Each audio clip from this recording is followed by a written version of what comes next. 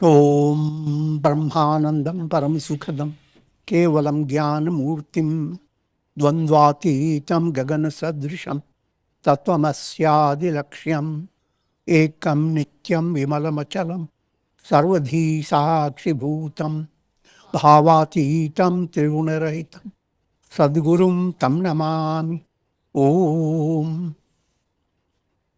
Adorations to Sadguru, who is Brahman, the giver of supreme bliss, embodiment of pure consciousness, one without a second, vast as the ether, infinite, eternal, beyond the three gunas and their modifications, the supreme preceptor.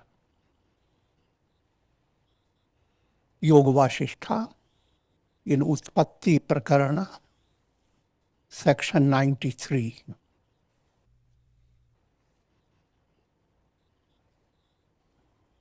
Profound insight is being given into the process that leads the soul to liberation. But in order to attain liberation, your understanding, that's an aspect of your intellect, must gain a profound insight that the world you are dealing with is not reality. It's similar to your dream. In your dream, you go through all troubles. If you fall from steps that are taking you up, you fall. If in your dream, you break your leg, you go to hospital. And you must follow all that. See, in your dream, you may have many abrupt experiences.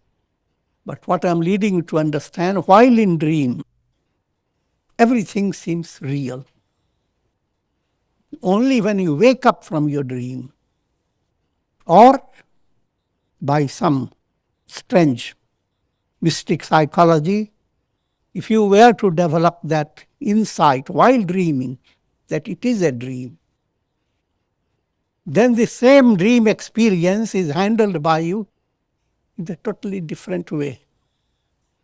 On one side, you see yourself suffer. On the other side, you see the whole world with you, just an illusion.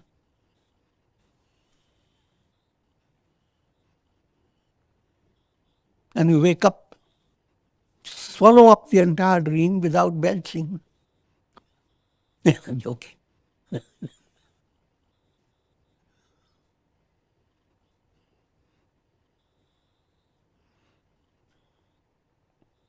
All world experiences are Maya, cosmic illusion. Just to reiterate, every individual has a challenge in life to understand who am I, which is the central challenge. Because all things you love on the basis of your existence. If you are not there, who cares?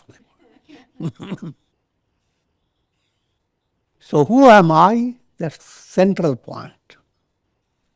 Next, what's this world? Can it be handled by human being? You who can't handle even your nails and hair? All the metabolic process goes on in your body, you can't handle it. Can't even know it, how many things going on. Fortunately, science has not progressed enough to give you the news-breaking equipment. So keep it near you. Now the news is breaking. Certain nutrition passes through your liver. Face challenges. But don't worry. Things are going well.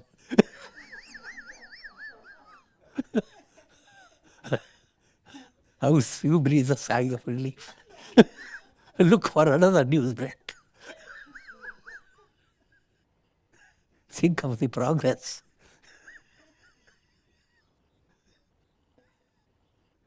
I'm joking, but try to figure that out. So threefold illusions in dream subject. Who am I? This dreamer doesn't know. The dream world is unreal. And then all your dream experiences interpreted by your ego, they have no reality. When these three move away, you wake up. Follow this what's called practical world, where you are awake, but you are not really awake from a spiritual point of view. You are in a realm of long dream, just so that we're not confused with ordinary dream. And everyone lives here without having the full awareness. Who am I? Lives in a world without having the full awareness. What the world is about. You walk on the earth day by day. But you don't know what's going on within the earth. You don't have even the awareness that you are in a spacecraft. The whole earth is moving every moment.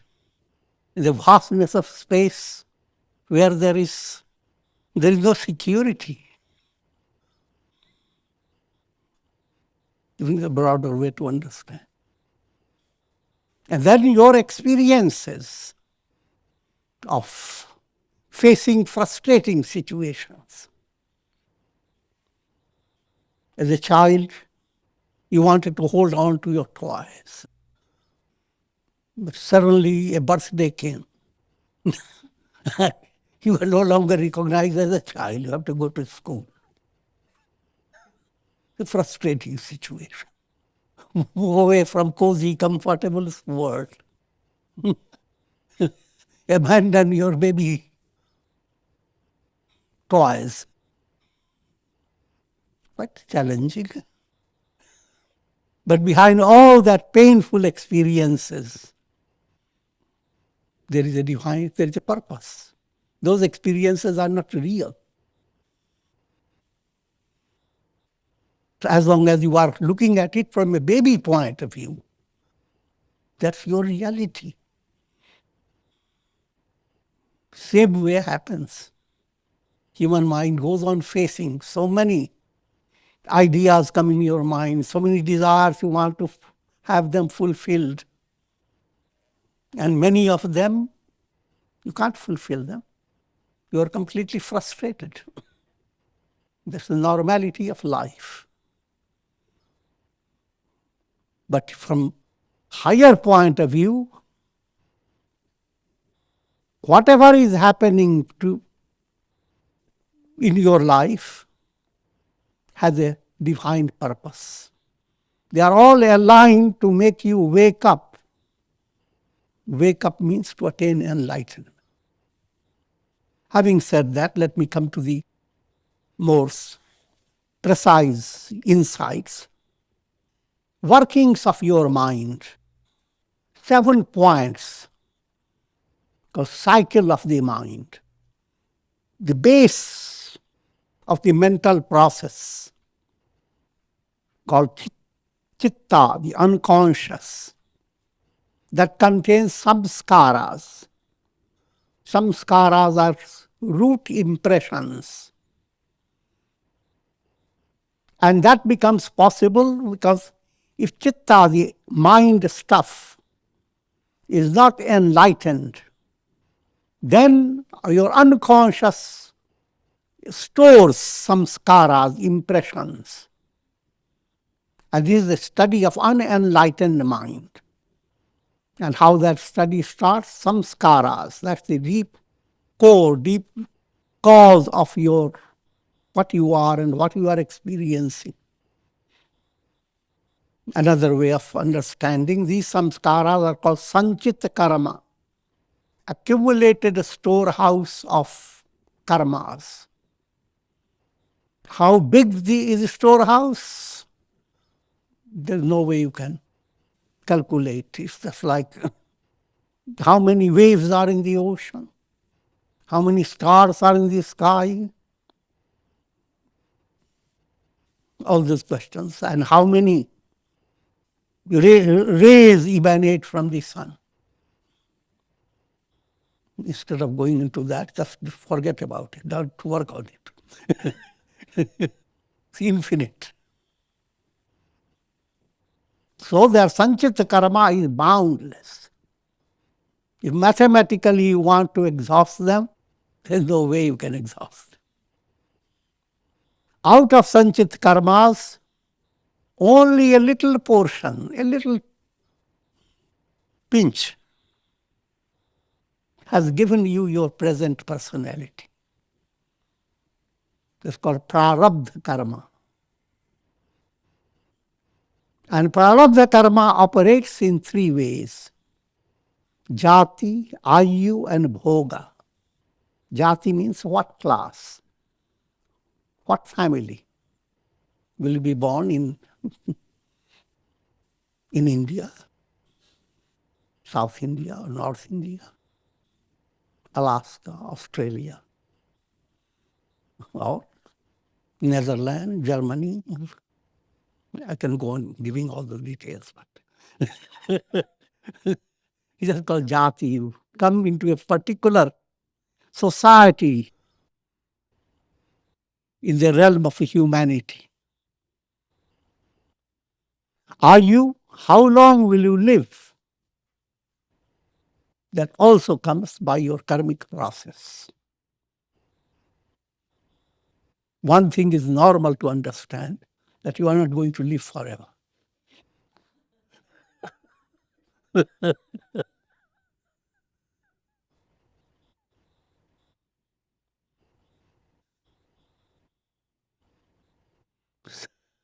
And then there are many variations. One can finish one's life in a very short time, and yet one can attain the highest goal. One may live a very long time, amazingly long duration of life, and may not attain it. One may do both, live a very, very long life and be completely enlightened. All possibilities are there. So that's called ayu, dependent upon your prārabdha.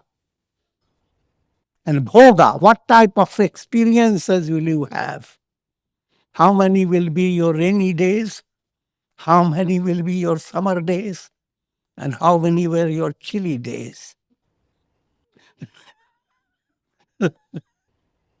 So all weather forecasts behind your life.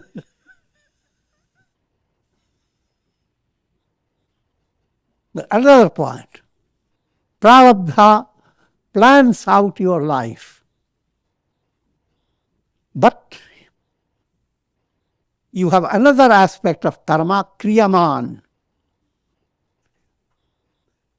No matter whatever may be the circumstances of your life, there is will within you. You have the ability, you have the potentiality to utilize your will in right direction or wrong direction. And led by that type of, this is called agami karma. Now how you are acting, how are utilizing or misutilizing your resources. Based on that, karmas are formed. Those karmas are called agami karmas or Kriyamāṇa karmas, current karmas. Now the current karmas do not bring their results in the current state of your life. Not all of it. Current karmas, some of them will bring immediate response. Some will bear fruit, say 10 years away, 20 years after. Some will bear fruit not in this life, not at all. Wait for some other life. And the third type, already I have explained to you 3 types of karmas: Sañchita, Prārabdha, and Kriyamāṇa, current karma. Having understood this general plan of karmas, your goal is not to be confined to karma. If you were to, and the remedy of all this, if you were to attain enlightenment, without going to details, if you become enlightened, then what happens? All the storehouse of karma that has countless karmas simply disappears. And agami karmas, current karmas, they are ineffective. They are not going to bring you back into the world. Prārabdha karma, that's the only karma that will not disappear from your view and from the view of masses. But that is an appearance, not reality.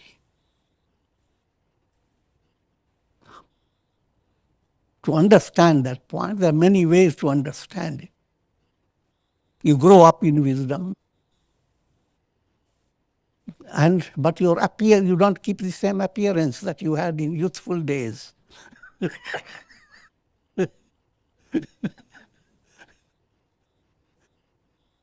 But it is the wisdom that defines you, not your body.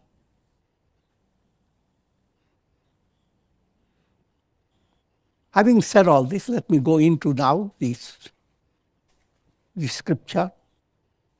Brahma, the creator, creates mountains, trees, rivers, lands, and oceans. This is the world of karma. That world of karma is under Brahma, the creator, where karmic law cannot be ruled out. It's perfectly unshakable. That's what people always talk about. This is Brahma's writing, Brahma Lake. It cannot be wiped away. Just let me add to previous description I was giving. If you have attained enlightenment, then all the Sañchita karma moves away. All your current karmas that will bring births later, they move away. But Prārabdha continues, the appearance of your body. And that Prārabdha operates in 3 ways. Ichha Prārabdha, Anichha Prārabdha, and Parecha Prārabdha. Ichha Prārabdha, that which is normal, suitable. Every individual, whether enlightened or not, have a plan in life. Just to come into a house that has a good roof and etc. Ichha Prārabdha. And so, that aspect where saintly personality performs all his duties, sees his project succeed in a very practical way, and it flows in a successful way. That's called Ichha Prārabdha. Now, there are times when a sage doesn't have any project, but his loving disciples have a big project for him. And that's called Parecha Prārabdha.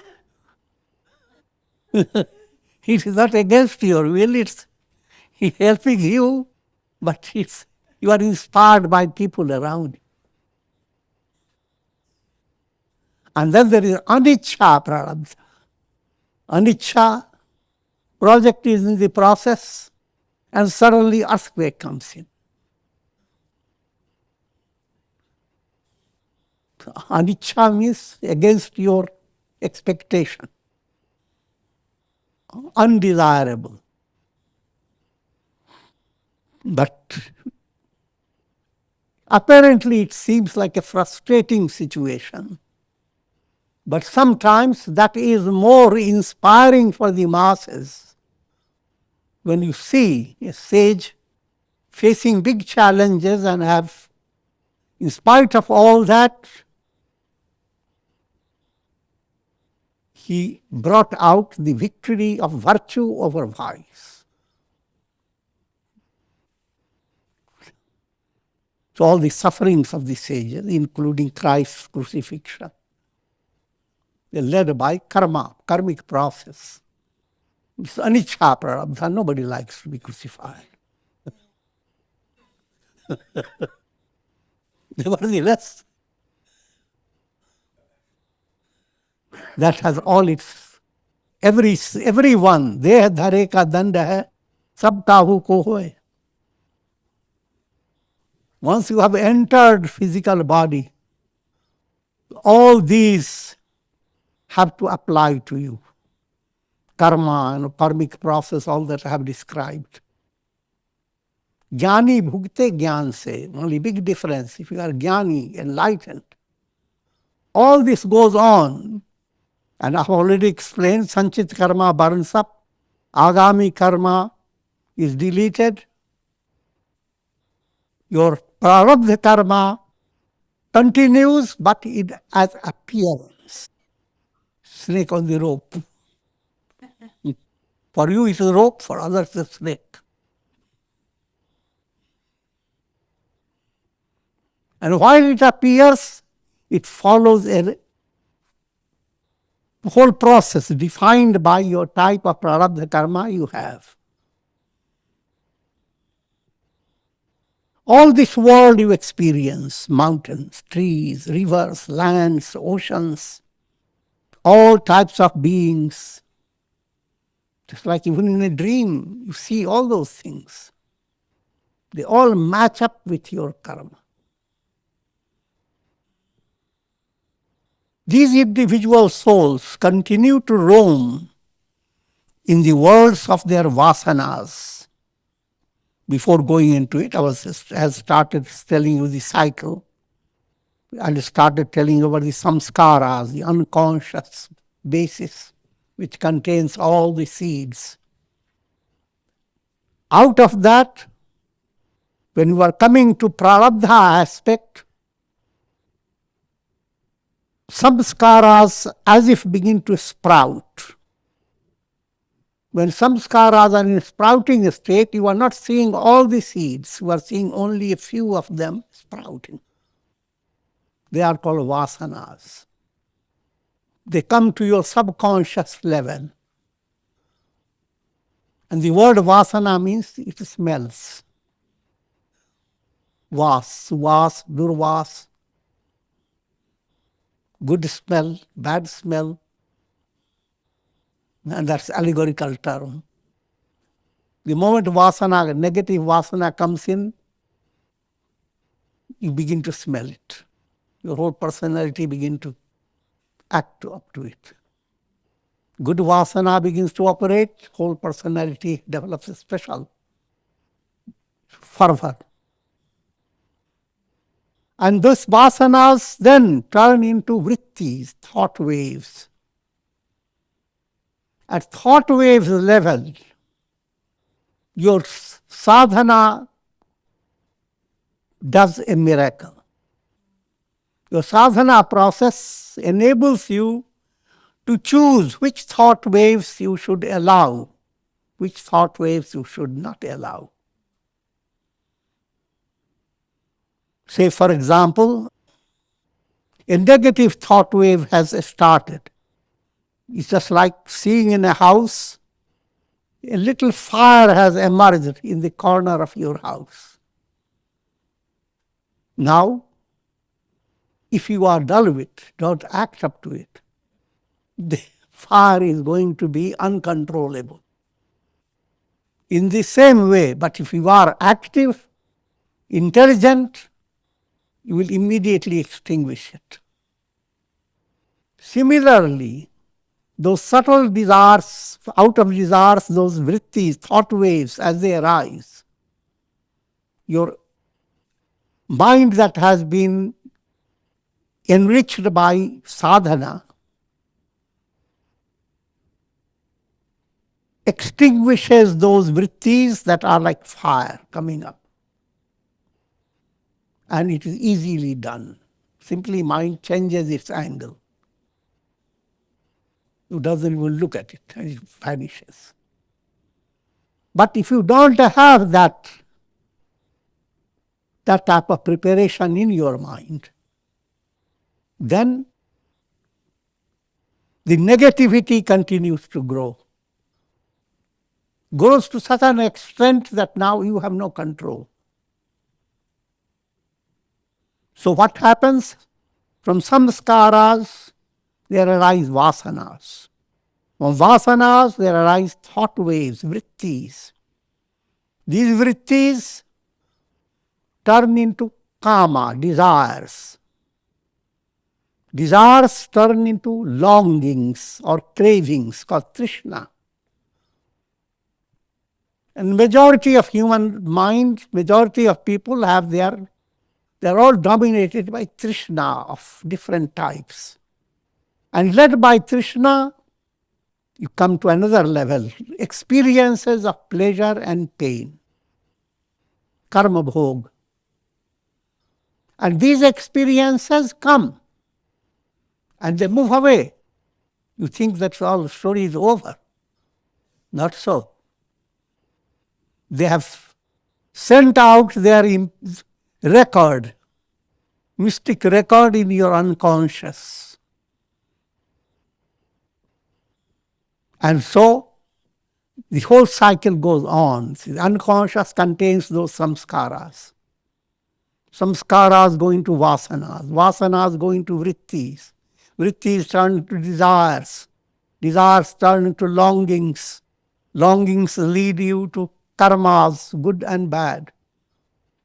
They lead you to experiences, pleasure and pain. All these experiences go into your impressions.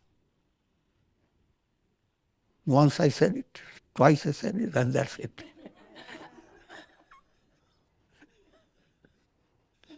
Cycle goes on and on. But to break the cycle, as your mind begins to attain and move Godward, first you bring a change in this cycle. You create good karmas. Allow change to occur in your vasanas. And many other subtle changes occur as you begin to utilize your intelligence. Individual souls continue to roam in the worlds of their vasanas, driven by the storm of karma. It's allegorical language. These all souls, they are led to experience the world according to their vasanas, subtle desires that are operating. And all the subtle and soft. But when we come into the realm of karma, it is like a big storm. Some are led to be born in mountain caves, some in ocean. You must realize here we are talking about jivas in the form of all creatures. The scriptures don't make much difference. Every soul has gone through all types of embodiments. Some in ocean depths, some fly in the air, some become human beings, while some are born among the celestial beings. This creation is transient, like the rising and falling of the waves in the ocean, envenomed by vasanas, subtle desires that are not pure. Souls are led to experience misery. This bhavavyadhi, disease of the world process, it continues to keep the souls in a state of bondage. Therefore, O Rama, this creeper of the world process, which is sustained by the distractions of the mind, should be cut down with the axe of knowledge. That's the goal of life. That's what people talk about. The world is described as a big tree, with roots above and branches below. And the highest attainment is to cut down this entire tree. Asaṅga-śastreṇa dridena chittva. And what weapon cuts down the tree? Asaṅga. Asaṅga means detachment. If you come to realize you are the sky, then you have Asaṅga-śastra. You are the sky. The sky cannot be touched. All the clouds come, all types, good and bad. And the sky welcomes them all because the sky is not going to be affected. When you come to that level of internal awareness, you have Asaṅga-śastra in your hand, the weapon of detachment. The entire world process now has no bearing upon you. You are liberated. So you have to possess the axe of knowledge. Until then, go on paying tax.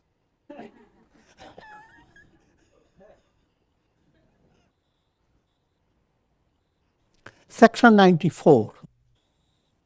14 classes of Jivas. Now you are being given a little more extension of understanding. Led by three gunas, sattva, rajas, tamas, souls come into many predicaments. These three gunas, by permutation, combination, can be presented into 1,000 types. But the scripture doesn't want to bother you with thousands. With some highlighted points. What I'm implying, what the scripture is giving, 14 classes, it's not a mathematical precision. It's simply giving you variations of jivas. Jivas are in different categories. All jivas are not in the same level. O Rama, caught in the illusion of the world process, consisting of the three gunas, these jivas can be broadly divided into 14 classes. First one is called idam prathamata. Idam prathamata means this life of the sage is his last. He will not get into another embodiment. Here, prathamata means he is first class first. First grade, pratham darja.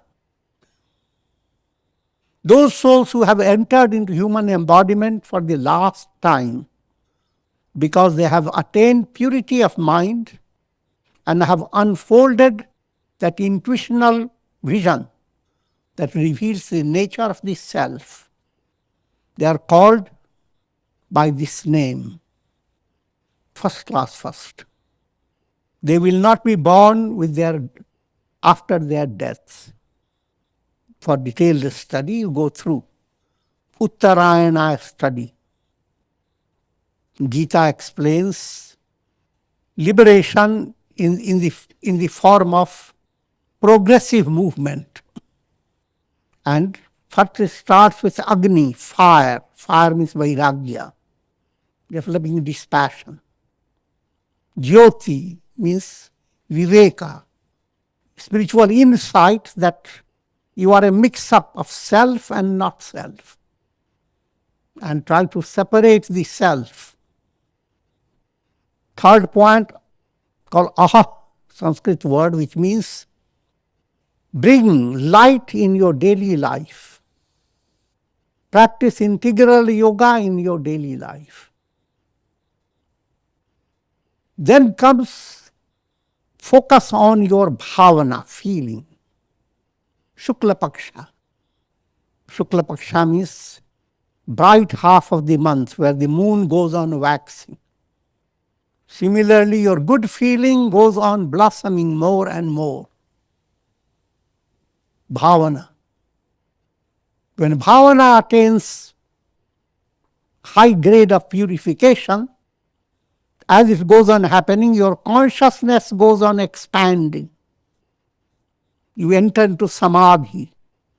Samadhi state is that which goes beyond your normal limits of consciousness. Every day you face as if you are living in a circle. And within this circle, everything is defined. But as you do sadhana, the circle begins to expand. And that expanding process goes on until you attain, in allegorical language, you go to become blended with the sun. Sun is light of lights, Brahman, God. The process goes on and you attain enlightenment. All that happens within your lifetime, because it doesn't require big distance from one to another.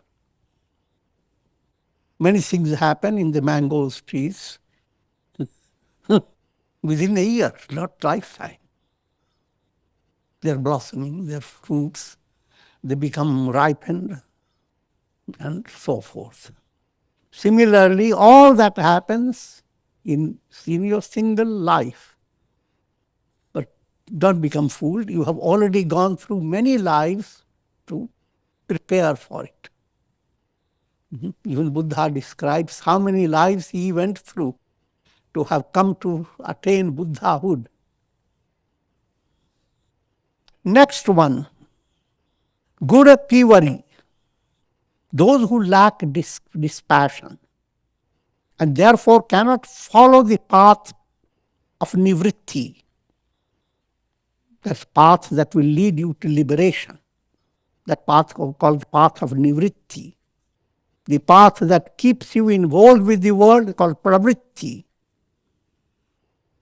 Instead of attaining liberation, they are led to heavenly worlds to enjoy the fruits of their meritorious deeds. In other words, these are souls that have a lot of sattva, good karmas, but they don't have the subtle intellect. Move away from karmas and attain liberation. And therefore, it's called guna pivari. They have guna, qualification, but there is something lacking in it. They will attain liberation in 10 or 15 births.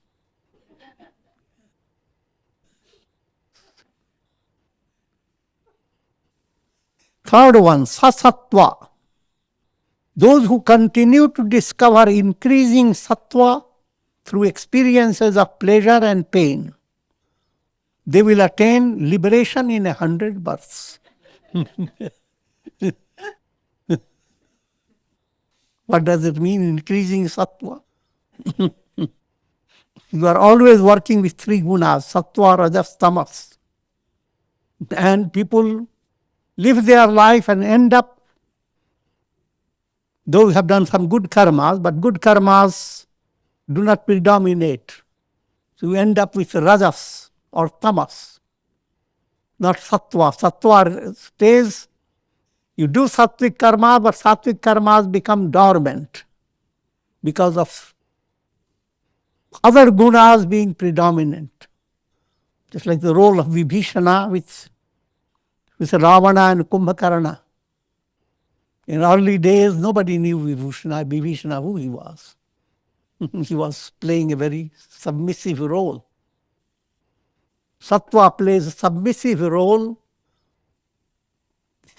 for those who are in that level, that type of evolutionary step. These souls are on the way to progressive evolution. They are not so advanced as those of the first type who are established in renunciation, nor are they as advanced as those of the second type who are devoted to the performance of good actions and devout meditations. However, they are gradually spiraling their way to liberation. The kind of comfort, they are spiraling. How long the spiral will take, that depends. Fourth category, adham sattva. Sattva is there, but it is adham, lowest type. It has not been given any importance.